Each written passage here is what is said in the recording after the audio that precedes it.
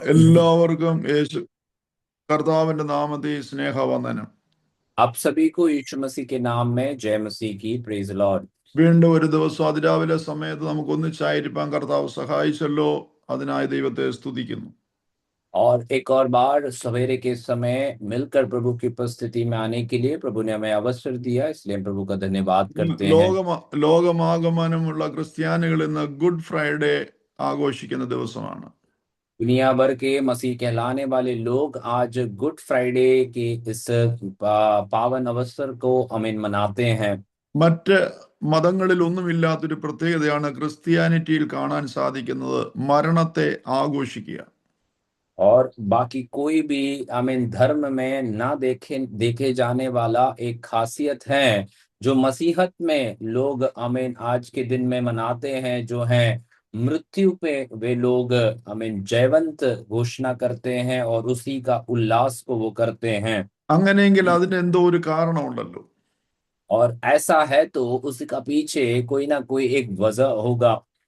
മലയാളികൾ മാത്രമേ ദുഃഖ വെള്ളിയാഴ്ച എന്ന് പറയുന്നുള്ളൂ, ബാക്കിയെല്ലാം ഗുഡ് ഫ്രൈഡേ എന്നാ പറയുന്നത്. और केवल मलयाली लोग जो हैं, केरल के प्रदेश के लोग इस दिन को दुख की शुक्रवार के रूप में बोलते हैं, परंतु बाकी सभी जगह गुड फ्राइडे या अच्छा शुक्रवार ऐसे कहते हैं। യേശുവും ഇതിനെ ഒരു ജയോത്സവമായിട്ടാ ദൈവത്തിന്റെ വചനം നമുക്ക് കാണാൻ സാധിക്കുന്നത്. और वचन में भी आप ध्यान से देखेंगे तो प्रभु यीशु मसीह ने भी इसको एक जय का उत्सव के रूप में हम उसे वो दर्शाते हैं। അപ്പൊ മരണം ഏതായാലും സന്തോഷമല്ല, ഉത്സവമല്ല, അത് ദുഃഖമാണ് നമുക്ക് പ്രകൃതിയിൽ കാണാൻ സാധിക്കുന്നത്. और हम स्वाभाविक रूप में देखते हैं कि मृत्यु कई बार भी एक खुशी का अनुभव नहीं लाते हैं, परंतु एक दुख का अनुभव को ले आता है। പക്ഷെ യേശുവിന്റെ മരണത്തിൽ മാത്രം പ്രത്യേകത കാണാൻ സാധിക്കുന്നത് നല്ല വെള്ളിയാഴ്ച, ഗുഡ് ഫ്രൈഡേ നല്ല കാര്യമായിട്ടാണ് കാണാൻ സാധിക്കുന്നത്. परंतु यीशु मसीह की मृत्यु में ही हम एक बात को देख पाते हैं, वो जो है अच्छा एक मृत्यु या एक अच्छे शुक्रवार के रूप में उसको माने जाते हैं और उसको मनाया जाता है। എന്തായിരിക്കും അതിന് കാരണം? उसका कारण क्या हो सकता है? ആ മരണത്തിലൂടെ എന്തെല്ലാമാണ് സംഭവിച്ചത്? और उस मृत्यु के द्वारा क्या कुछ पूरा हुआ है? അതൊരു സബോട്ടേജ്, ഒരു അട്ടിമറി കൊലപാതകമായിരുന്നു, അതോ ഒരു പ്ലാൻഡ് കൊലപാതകമായിരുന്നു? क्या वो एक प्रकार का षड्यंत्र था कि किसी को मार देने का, या फिर एक सोची समझी एक साजिश रहा है कि അങ്ങനെ किसी ഒരു की അങ്ങനെ ഒരു മനുഷ്യൻ മരിക്കപ്പെട്ടത് കൊണ്ട് അല്ലെ കൊല്ലപ്പെട്ടത് കൊണ്ട് ആർക്കൊക്കെയാണ് എന്തെല്ലാമാണ് പ്രയോജനം ഉണ്ടായത്? और ऐसा एक व्यक्ति के मारे जाने से क्या कुछ किसी के जीवन में उसका आमीन फायदा हुआ है या उसका दुष्परिणाम हुआ है? ഈ മരണത്തിലൂടെ ആർക്കെങ്കിലും നഷ്ടം ഉണ്ടായോ? क्या इस मृत्यु के द्वारा किसी के जीवन में कोई नुकसान पहुंचा है? ചിലർക്ക് നഷ്ടം ഉണ്ടായിട്ടുണ്ട്, ചിലർക്ക് ലാഭം ഉണ്ടായിട്ടുണ്ട്. कईयों को एक नुकसान हुआ है और कईयों के जीवन में एक बड़ी फायदा भी हुई है। അതിനെക്കുറിച്ചൊന്ന് ഓടി ചിന്തിക്കാൻ ഞാൻ ആഗ്രഹിക്കുക. उस विषय के प्रति हम थोड़ा जल्द से हमें उसी के विषय में सोचने के लिए मैं इच्छा करता हूँ। ആദ്യമായി അതിനെ ഒരു വാക്യം നമുക്ക് വായിക്കാം. पहले उसके प्रति एक वचन को हम पढ़ते हैं। എബ്രായ ലേഖനം 2-ാം അധ്യായം 9-ാം വാക്യം. इब्रानियों की पत्री 2 अध्याय उसका पहला वचन को हम पढ़ेंगे। ദൈവകൃപയാൽ എല്ലാവർക്കും വേണ്ടി മരണം ആസ്വദിപ്പാൻ, അത്രേ വായിക്കുന്നുള്ളൂ. और यहाँ पर इस प्रकार से लिखा है कि ताकि परमेश्वर के अनुग्रह से वह हर एक मनुष्य के लिए मृत्यु का स्वाद चखे। യേശു മരണം അനുഭവിച്ചത് കൊണ്ട് അവനെ മഹത്വവും ബഹുമാനവും അണിഞ്ഞവനായി നാം കാണുന്നു. और यीशु मसीह ने उस मृत्यु का स्वाद चख चुका था, इसीलिए उसे सम्मान और आदर के एक पात्र ठहराया गया है।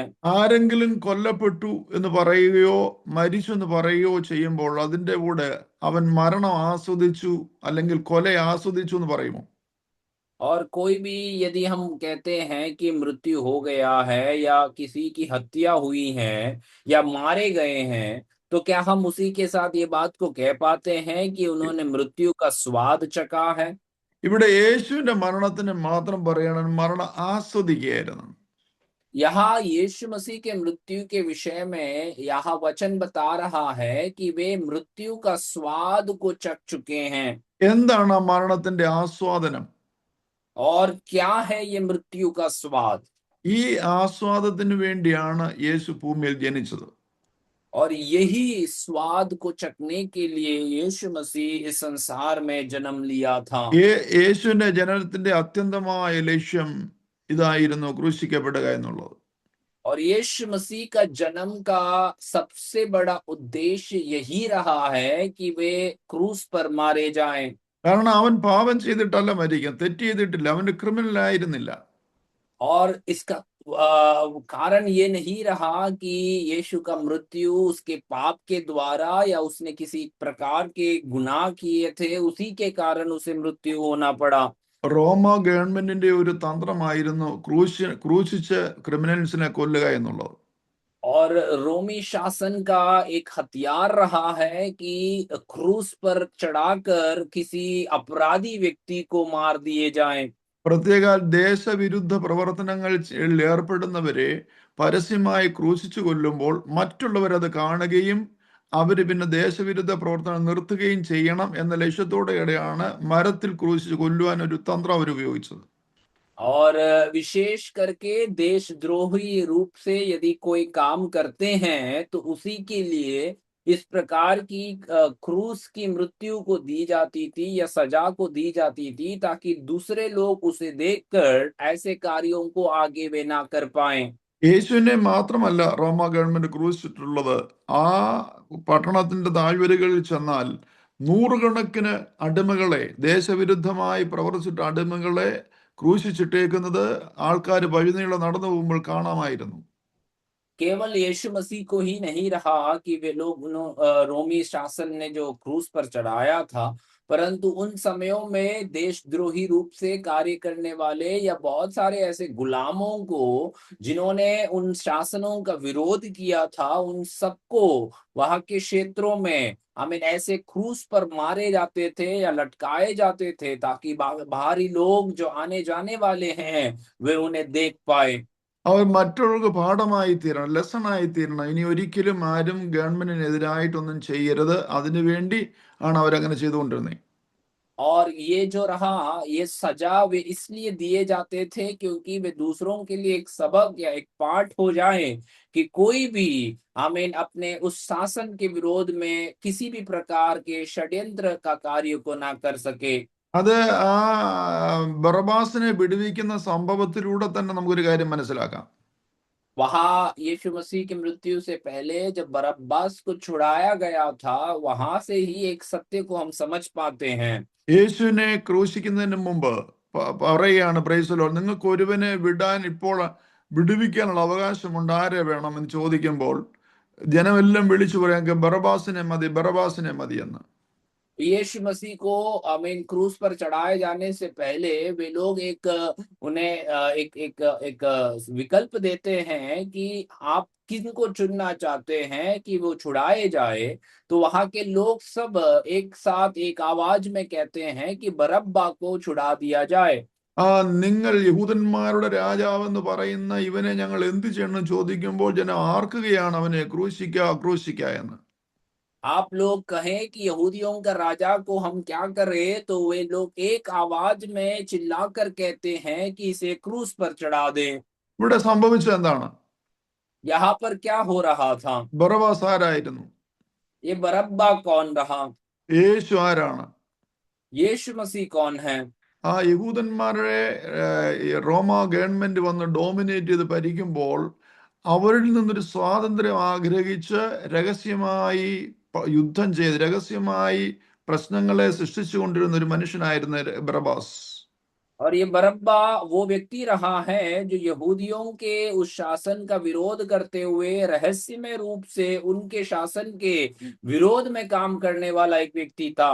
അവന്റെ ഉദ്ദേശം കൊല്ലും കൊലയും സമ്പാദ്യമായിരുന്നില്ല. യഹൂദന്മാർക്ക് ഒരു ഡെലിവറൻസ് വേണം റോമ ഗവൺമെന്റിൽ നിന്നും. അതിനുവേണ്ടി അവൻ രഹസ്യമായി പൊരുതുകൊണ്ടിരുന്ന ഒരു മനുഷ്യനാണ് ബർബാസും സംഘവും.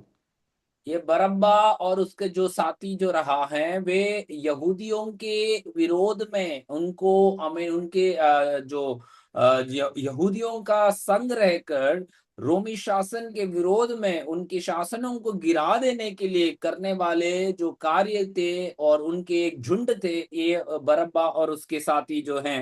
യേശു ആകട്ടെ യഹൂദന്മാർക്ക് മാത്രമല്ല, റോമാ ഗവൺമെന്റ് മാത്രമല്ല, എല്ലാ അനീതിക്കും എതിരായി സംസാരിക്കുന്ന ഒരു മനുഷ്യനായിരുന്നു. यीशु मसीह के रूप जीवन के विषय में हम देखेंगे तो केवल यहूदियों के लिए नहीं परंतु सारे रोमियों के लिए और सारे मनुष्य के लिए जो है गलत के विरोध में बात करने वाला एक व्यक्तित्व रहा है यीशु का। നമുക്കറിയാം, അനേക പ്രാവശ്യം പരീശന്മാരെയും ശാസ്ത്രന്മാരുടെയും മുഖത്തു നോക്കി അവരെ വിമർശിച്ചു കർത്താവ്. हम जानते हैं कई बार जो है फरीसियों और शास्त्रियों के आमीन चेहरे पर देखकर उन्हें आमीन यीशु मसीह उनकी आलोचना करते हैं।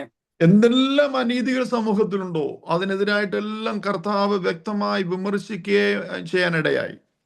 और जो भी गलत बात समूह में देखे जाते हैं उन सब के विरोध में यीशु मसीह जो है खुलेआम उनका आमीन विरोध करता था, उनकी आलोचना करते थे। അത് കേട്ട് സഹികെട്ട യഹൂദന്മാർ നിശ്ചയിച്ചു യേശു ജീവിച്ചിരിക്കാതിരിക്കുന്ന നല്ലതെന്ന്. और ये सुनकर आमीन थक गए हुए यहूदी ऐसे विचार करने लगे इससे बढ़कर अच्छा होगा कि यीशु हमारे बीच में ना रहे। അതുകൊണ്ട് ബറബ്ബാസ് വിടുവിക്കപ്പെടുന്നു, യേശു ക്രൂശിക്കപ്പെടുന്നു. और इस कारणवश हम देखते हैं बरअब्बा को वे छुड़ा देते हैं और यीशु मसीह जो हैं वे पकड़वाए जाते हैं। യേശു ക്രൂശിക്കപ്പെട്ട മരണം ആസ്വദിച്ചുകൊണ്ട് സകല മാനവജാതിക്കും ജീവൻ ആസ്വദിക്കാൻ സാധിക്കുന്നു.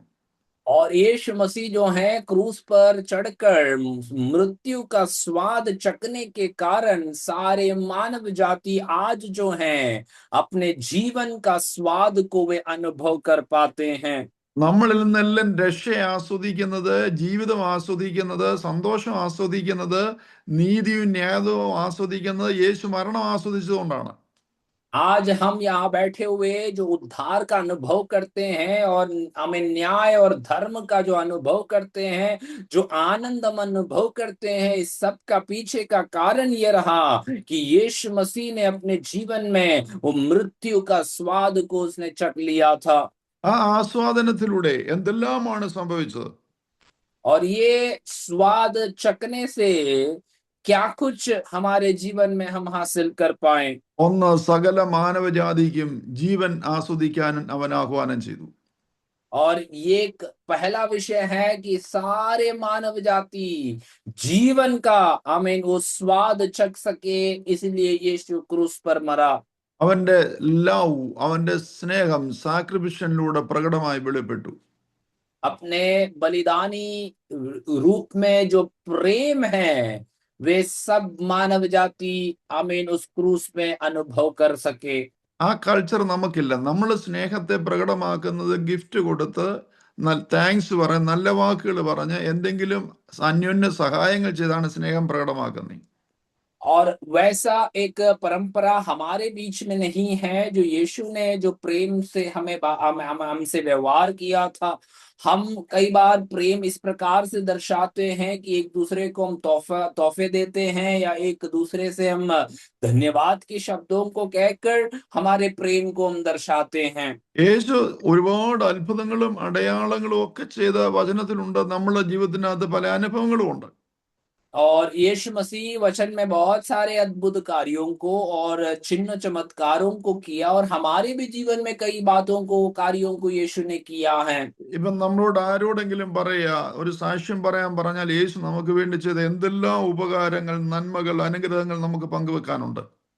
और यदि हमसे कोई कह रहे हैं कि कोई गवाही को आप दे तो यीशु मसीह ने हमारे जीवन में कितने सारे अद्भुत कार्यों को जो किया है उसके बारे में हम गवाही दे पाएंगे। ഇപ്പം നമ്മൾ മറ്റൊരു മനുഷ്യനെ സ്നേഹിക്കുന്ന സ്നേഹത്തെ കുറിച്ച് പറഞ്ഞാൽ ഞാൻ അവൻ എന്തെല്ലാം ചെയ്തിട്ടുണ്ട് അറിയാമോ എന്ന് ചോദിക്കും. और हम एक मनुष्य से प्रेम करने के विषय में यदि कहना है तो हम ऐसे बोलते बैठेंगे कि मैंने उसके लिए क्या कुछ किया है, क्या कुछ नहीं किया है, सारे बातें हम बोल बैठते हैं। പക്ഷേ ഇവിടെ ഒരു സഫറിങ് സെർവന്റിന്റെ സ്ഥാനമാണ് കാണാൻ സാധിക്കുന്നത്. परंतु यहाँ यीशु मसीह के संदर्भ में हम देखते हैं कि एक आमीन दुख उठाने वाला एक सेवक, एक दास का एक रूप को वहां पर हम देख पाते हैं। നമ്മൾ മറ്റുള്ളവർക്ക് വേണ്ടി എത്ര സഫർ ചെയ്യാൻ തയ്യാറാവും? हम दूसरों के लिए कितना कष्ट उठाने के लिए हम तैयार हैं।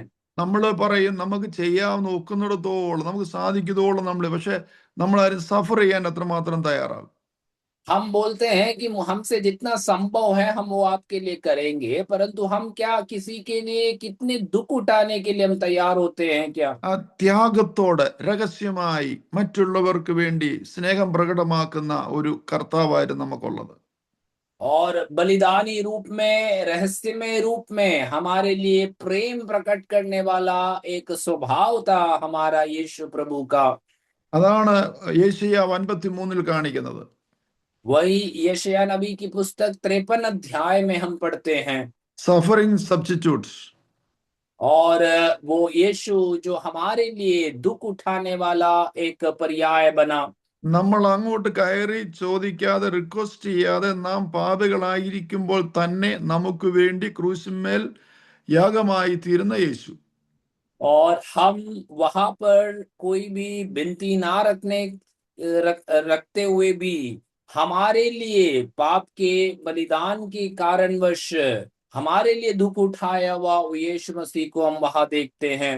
ദേവന്മാരിൽ ദൈവമായ യേശു, രാജാക്കന്മാരിൽ രാജാവായ യേശു, പ്രൈസ് ദി ലോർഡ്, അവന്റെ സ്നേഹം പിടിച്ചു പറ്റുവാൻ യാതൊരു യോഗ്യതയുമില്ലായിരുന്ന ഞാനും നിങ്ങളെയും, പ്രൈസ് ദി ലോർഡ്, രഹസ്യമായി നാം പാപികളായിരിക്കുമ്പോൾ തന്നെ നമുക്ക് വേണ്ടി ക്രൂശിൽ മരിച്ച സ്നേഹം എത്ര വലിയ സ്നേഹമാണെന്ന് ആലോചിച്ച് നോക്കി. और पापियों में पापी रहने वाले हम सभी को ये ऊपर परमेश्वर का प्रेम और प्रभु का अनुग्रह इतना बड़ा रहा कि वो हमसे इतना प्रेम करते हैं कि हमारे जीवन में परमेश्वर के कार्यों में वे आमीन प्रभु का प्रेम को वो हमारे जीवन में दे पाते हैं। തന്റെ സ്വന്തം ശിഷ്യനായിരുന്ന യൂദയുടെ ഒറ്റിക്കൊടുക്കലിലൂടെ റോമ പടയാളികൾ, യഹൂദന്മാരുടെ സഹായത്തോടുകൂടെ റോമ പടയാളികൾ അവനെ ഗത്സമനയിൽ വെച്ച് പിടിക്കുന്ന സമയം മുതൽ ക്രൂശ് വരെയുള്ള അനുഭവങ്ങൾ നാം വ്യക്തമായി ചിന്തിച്ചാൽ, പഠിച്ചാൽ നമ്മളുള്ള സ്നേഹത്തിന്റെ ആ വലിപ്പം നമുക്ക് മനസ്സിലാക്കാൻ സാധിക്കും. यीशु मसीह के जो चेलों ने या यीशु मसीह के जो शिष्यों ने आमीन उसी को जो आमीन पकड़वा देने का अनुभव से लेकर आमीन यीशु मसीह के क्रूस की मृत्यु के उन अनुभवों तक यदि हम बड़े ध्यान से सीखने के लिए और समझने के लिए हम कोशिश करते हैं तो यीशु मसीह हमारे लिए कितना कुछ सहा है, कितना कुछ बलिदान पूर्वक उसने हमारे लिए किया है, उन सारे रहस्यों को हम अपने जीवन में हम समझ पाएंगे। ഒറ്റിക്കൊടുത്തത് സ്വന്തം ശിഷ്യൻ, धोखा देकर पकड़वाने वाला अपना चेला, അതിന് സഹായിച്ചത് സ്വന്തം ജനം. और उसी के विषय में मदद करने के लिए यीशु के अपने लोगों ने भी वहां पर कार्य किया। അവനെ പീഡിപ്പിക്കാൻ, കൈകാര്യം ചെയ്യാൻ വിട്ടുകൊടുത്തത് വേറൊരു രാജ്യത്തിലെ പടയാളികൾ. और उसे पकड़वाने के लिए और उसे उस दंड जो मृत्यु का दंड दिलाने के लिए, शिक्षा दिलाने के लिए दूसरे राष्ट्र के राज्य के जो सैनिकों को सौंप दिया गया था। നിർദ്ദയം അവനെ അവർ പീഡിപ്പിച്ചു. और निर्दयी रूप से वे उसे सताए और उनको पीड़ा पहुंचाया। മുൾക്കിരീടം വെച്ച് അവന്റെ തലയിൽ ആഞ്ഞടിച്ച് അവനെ വേദനിപ്പിച്ചു. और कांटों का ताज उसके ऊपर ठुकरा कर उसके आमीन शरीर को दर्द और वेदना पहुंचाया। അവന്റെ മുഖത്തെ രോമങ്ങൾ പിടിച്ചു പറിച്ച് കാർക്കിച്ചു തുപ്പി. और उनके चेहरे के जो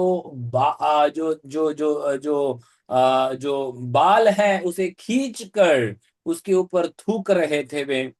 ചമ്മട്ടി കൊണ്ട് അവന്റെ പുറം ഭുജഭുജാലു പോലെ കീറി. और आमीन उन्होंने यीशु मसीह के पीछे जो है आमीन मार कर उसे हल जोतने वाला एक खेत के समान ऐसे परिस्थिति में कर दिया। പുറത്തു നിന്നും ഇളകി വരുന്ന മാംസകഷ്ണങ്ങൾ ഒരു തൊട്ടിയിൽ കഴുകിയിട്ട് പിന്നെയും അവനെ ചമ്മട്ടി കൊണ്ട് അടിച്ചു 39 അടി അടിച്ചു. और आमीन, यीशु मसीह के शरीर में वो कोड़े मारने से निकल कर आने वाले जो शरीर के मांस के टुकड़े थे, उसे वो हटाकर फिर से उसे मारते गए। ऐसे 39 कोड़े उसके ऊपर लगाए हुए थे। എന്നിട്ടും ഭാരിച്ച കുരിശ് അവന്റെ മേൽ എടുപ്പിക്കാൻ നിർബന്ധിച്ചു. और उसके पश्चात हम देखते हैं एक भारी क्रूस उसके ऊपर लाद कर उसे उठाने के लिए वे उन्हें मजबूर किया। വീണും എഴുന്നേറ്റും അവൻ ഗോൽഗൊൽത്ത വരെ അതുകൊണ്ട് നടന്നു. उठकर खड़े होकर, उठकर खड़े होकर, ऐसे आमीन, जो गिरकर उठकर, ऐसे आमीन, कई बार ऐसे अनुभव में वे गोलगोता के उस स्थान तक पहुंच रहे थे। എങ്കിലും വിട്ടില്ല, അവനെ ക്രൂശിൽ 4 ആണികളാൽ തറച്ചു തൂക്കി. इतना सब कुछ सहने के बावजूद वे उन्हें आमीन ऐसे ही नहीं छोड़ देते हैं। अंत में वो क्रूस में आमीन कीले ठोक कर उसे क्रूस पर लटका देते हैं। അവന് യാതൊരു ആവശ്യമില്ലായിരുന്നു സഫർ ചെയ്യേണ്ടത്. और यीशु मसीह को यहाँ पर कोई आवश्यकता नहीं था कि इस प्रकार से वे दुख उठाएं। തോംസന് വേണ്ടി അവന് സബ്സ്റ്റിറ്റ്യൂട്ട് ആയി മാറുമായിരുന്നു. और थॉमसन के लिए वे एक पर्यायी बनकर वहां क्रूस पर चढ़ गए थे। അവൻ ജനിക്കുന്നതിന് 700 വർഷം മുമ്പ് യേശയ്യാവ് പ്രവചിച്ചു. और यीशु मसीह के जन्म होने के 700 साल पहले यशायाह नबी ने इसका भविष्यवाणी को किया था। സാക്ഷാൽ നമ്മുടെ രോഗങ്ങളെ അവൻ വഹിച്ചു. निश्चय उसने हमारे आमीन जो है बीमारियों को अपने ऊपर ले लिया। നമ്മുടെ വേദനകളെ അവൻ ചുമന്നു. हमारी वेदनाओं को उसने आमीन सह लिया। അവൻ നമ്മുടെ അതിക്രമങ്ങൾ നിമിത്തം മുറിവേറ്റു. हमारे अपराधों के कारण वो घायल हुए। നമ്മുടെ അകൃത്യങ്ങൾ നിമിത്തം തകർന്നു. हमारे अधर्म के कारण वो आमीन जो है नष्ट किए गए। നമ്മുടെ സമാധാനത്തിനായുള്ള ശിക്ഷ അവന്റെ മേലായി. हमारी जो शांति के प्रति जो आमीन जो दंड है उसने अपने ऊपर ले लिया। അവന്റെ അടിപ്പിണറുകളാൽ നമുക്ക് സൗഖ്യം വന്നിരിക്കുന്നു. उसके कोड़े खाने से हम चंगे हो चुके हैं। എന്റെ ജനത്തിന്റെ അതിക്രമം നിമിത്തം അവന് ദണ്ഡനം വന്നു. और आमीन उसके लोगों के अपराधों के कारण उसके ऊपर बहुत सारी पीड़ा हुई। ഇത് അവൻ പ്രവചിച്ച് നിവൃത്തിയാകുകയായിരുന്നു. और ये जो है यशायाह अपने भविष्यवाणियों को कर रहा था और वो पूरा हो रहा है यहाँ। അതാണ് മറ്റുള്ളവരുടെ മരണവും യേശുവിന്റെ മരണവും തമ്മിലുള്ള വ്യത്യാസം. और यही है यीशु मसीह का मृत्यु और बाकी लोगों की मृत्यु के बीच में एक अंतर जो हम देखते हैं। അവിടെയാണ് എബ്രായലേഖന കർത്താവ് പറയുന്ന മരണം ആസ്വദിക്കാൻ എന്തിനു വേണ്ടി? സകല ജാതി മതഭാഷക്കാരെയും വീണ്ടെടുക്കുന്നതിന് വേണ്ടി. और इसलिए इब्रानियों का लेखक वहां पर इस प्रकार से कहता है कि यीशु जो है आमीन उस मृत्यु का स्वाद को चख रहा था। किस कारण से? कारण यह है क्योंकि आमीन हम और आपके लिए वो मृत्यु का अनुभव उसने उस क्रूस पर किया। അതുകൊണ്ടാണ് അവൻ ക്രൂശിൽ ജയോത്സവം കൊണ്ടാടി എന്ന് പറയുന്നത്. इसलिए यीशु मसीह ने आमीन आमीन उस क्रूस पर जय का ओ आमीन उल्लास को, आनंद को मनाया। इस प्रकार से वचन कहते हैं। അവന്റെ മരണം ഒരു പരാജയത്തിന്റെ അടയാളമല്ലായിരുന്നു, ഒരു ജയത്തിന്റെ ഘോഷമായിരുന്നു. यीशु मसीह का मृत्यु जो है एक पराजय का एक सूचना नहीं था, परंतु एक जय का एक बड़ा सा घोषणा वहां पर वो हो रहा है। അതുകൊണ്ടാണ് അവൻ ക്രൂശിൽ വിളിച്ചു പറഞ്ഞത്, ടെറ്റലസ്റ്റായി, ഞാൻ സകലവും നിവർത്തിച്ചു. इसलिए यीशु मसीह क्रूस पर रहकर वो अंतिम शब्द को कहते हैं टेटलस्टाई, या फिर सब कुछ पूरा हो चुका है। പിതാവ് എന്നെ ഏൽപ്പിച്ച ജോലി ഞാൻ തീർത്തു, ഞാനിതാ പ്രതിഫലത്തിനായി കടന്നു വരുന്നു. पिता ने मुझे सौंपा हुआ जो जो सेवा कार्य है, वो जिम्मेदारी है, मैंने पूरा कर चुका है। मैं देखो प्रतिफल के लिए मैं जा रहा हूँ। അതുകൊണ്ടാണ് പറഞ്ഞത് അവനെ ഏറ്റവും ഉയർത്തിയെന്ന്. इसलिए फिलिपियों की पत्री में ये बात को बताए जाते हैं कि इसलिए यीशु मसीह को सब नामों में ऊंचा नाम दे दिया है। Praise the Lord. അവന്റെ മരണത്തിലൂടെ സകലത്തെയും വിലയ്ക്ക്, സകല ജാതി മത ഭാഷക്കാരെയും വിലയ്ക്ക് വാങ്ങുകയായിരുന്നു. और यीशु मसीह के मृत्यु से सारे जाति भाषा और हर एक कौम के लोगों को यीशु अपने मोल लेते हैं। അതാണ് വെളിപ്പാട് പുസ്തകം പറയുന്നത്. സകല ജാതിയിൽ നിന്നും ഭാഷയിൽ നിന്നും വംശത്തിൽ നിന്നും ഗോത്രത്തിൽ നിന്നും തന്റെ രക്തത്താൽ അവൻ ദൈവത്തിന് വേണ്ടി വിലയ്ക്ക് വാങ്ങി. അതാ അവൻ പറഞ്ഞ ടെറ്റലസ്റ്റായി. അവിടെയാണ് ജയഘോഷം ഉണ്ടാകുന്നത്. और इसलिए हमें जो है प्रकाशित वाक्य की पुस्तक में हम देखते हैं कि सारे जाति गोत्र वंश में से हर एक कुल में से लोग यीशु मसीह की आराधना कर रहे हैं। और इसलिए यीशु मसीह उस क्रूस पर वो बात को शब्द को कहते हैं टेटेलस्टाई, मैंने सबके ऊपर जय घोषणा कर चुका है। ഇവിടെ യേശുവിന്റെ ക്രൂശ് മരണം ദൈവത്തിന് ലാഭമാക്കി തീർത്തു. സാത്താൻ അമ്പെ പരാജയപ്പെട്ടു, അവന് നഷ്ടമായി. और यहाँ पर यीशु मसीह का क्रूस का मृत्यु जो है आमीन जो है शैतान के लिए एक बड़ा आमीन पराजय के रूप में आमीन साबित हो जाता है। പ്രൈസ്. പീലാത്തോസിന് പോലും എങ്ങനെയെങ്കിലും യേശുവിനെ വിടുവിക്കണമെന്നുണ്ടായിരുന്നു. പക്ഷേ അവന്റെ പൊളിറ്റിക്കൽ സിറ്റുവേഷൻ അതിനനുവദിച്ചില്ല. पिलातोस भी किसी प्रकार से यीशु मसीह को वहां से छुड़ाने का एक प्रयत्न में था, परंतु वहां के राजनीतिक अवस्था उसी को वहां उसे छुड़ाने का अनुमति नहीं दे रहे എന്റെ थे। സമയം മുന്നോട്ട് പോയതുകൊണ്ട് ഞാൻ ഇവിടെ കൺക്ലൂഡ് ചെയ്യാം. मेरे समय आगे चल चुका है, इसलिए मैं यहाँ पर समाप्त करने की कोशिश करता हूँ। സഹോദരങ്ങളെ, ഇന്ന് ഗുഡ് ഫ്രൈഡേ ആണ്. आज प्रिय लोगों, आई मीन गुड फ्राइडे के रूप में ये दिन को मनाया जा रहा നമുക്ക് है। സന്തോഷിക്കാനുള്ള ഒരു ദിവസമാണ്. हमारे लिए एक आनंद का एक दिन है।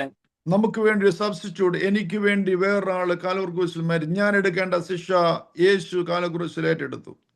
मेरे लिए जो मैं अपना दंड को അതുകൊണ്ട് उठाना चाहते था, वो यीशु मसीह ने मेरे लिए अपने क्रूस पर सारे दंड को उठा लिया। അതുകൊണ്ട് ഞാൻ ശിക്ഷയിൽ നിന്നും സ്വതന്ത്രനായി. इसलिए मैं उस दंड से आज स्वतंत्र हो चुका हूँ। യേശു ക്രൂശിക്കപ്പെട്ടത് കൊണ്ട് എനിക്കൊരു നിത്യത ലഭിപ്പാൻ ഞാൻ യോഗ്യനായി തീർന്നു. यीशु मसीह क्रूस पर चढ़ाए गए, इसी के कारण मेरे लिए एक अनंतता का योग्य परमेश्वर ने मुझे ठहरा दिया है। എന്റെ യാതൊരു വിശ്വാസവും, എന്റെ യാതൊരു പ്രവൃത്തിയും, എന്റെ യാതൊരു നന്മയും എന്നെ ആക്കാതിരുന്നപ്പോൾ യേശുവിന്റെ ക്രൂശ് മരണത്തിലൂടെ എന്നെ നിത്യതയ്ക്ക് യോഗ്യനാക്കി തീർത്ത കർത്താവിന് സ്തോത്രം. मेरे कोई भी अच्छे कार्य और मेरे कोई भी आमीन जो आमीन काम है मुझे आमीन योग्य नहीं ठहराने के समय में भी यीशु मसीह के क्रूस की मृत्यु ने मुझे आमीन उस अनंतता के लिए योग्य ठहराया है। ഇന്നത്തെ സാഹചര്യത്തിൽ എനിക്ക് വേണ്ടി, നമുക്ക് വേണ്ടി പ്രാണൻ തന്നവന് പ്രതിഫലമായി കൊടുക്കുവാൻ നമ്മുടെ പ്രാണനല്ലാതെ മറ്റൊന്നുമില്ല. आज की परिस्थिति में मेरे लिए और आपके लिए जो बलिदान किया हुआ, आमीन अपना प्राण को दिया हुआ यीशु मसीह के लिए, आमीन मेरे और आपके जीवन के आमीन बदल में प्राण देने के अलावा और कोई भी बात हमारे सामने रहता नहीं है। അതാണ് സാക്രിഫിഷ്യൽ ലവ്. നാം നമ്മെ അവൻ അങ്ങനെ സ്നേഹിച്ചെങ്കിൽ നാം അവനെ അങ്ങനെ തന്നെ സ്നേഹിക്കുക. और इसी के कारण हम ये बात को कहते हैं कि बलिदान रूपी प्रेम जो यीशु मसीह ने हमसे प्रेम किया है, तो हम भी उसे उसी समान प्रेम रखेंगे। ഈ ഗുഡ് ഫ്രൈഡേ ഉറച്ച തീരുമാനം എടുക്കുവാൻ ഓരോ ദൈവദാസന്മാരെ ഇടയാക്കട്ടെ എന്ന് പ്രാർത്ഥിച്ചുകൊണ്ട് ഞാൻ കൺക്ലൂഡ് ചെയ്യും. ദൈവം നിങ്ങളെ അനുഗ്രഹിക്കട്ടെ. इस गुड फ्राइडे में एक ठोस निर्णय लेने के लिए हम सभी को परमेश्वर मदद करने पाए, ये एक संदेश को देकर मैं इस प्रचार को समाप्त करता हूँ। അതാണ് ക്രിസ്ത്യൻ ബ്യൂട്ടി. और वही मसीह जो है खासियत है, सुंदरता है। ദൈവം നിങ്ങളെ അനുഗ്രഹിക്കട്ടെ. प्रभु आप सभी को अनुग्रह और आशीष देने पाए।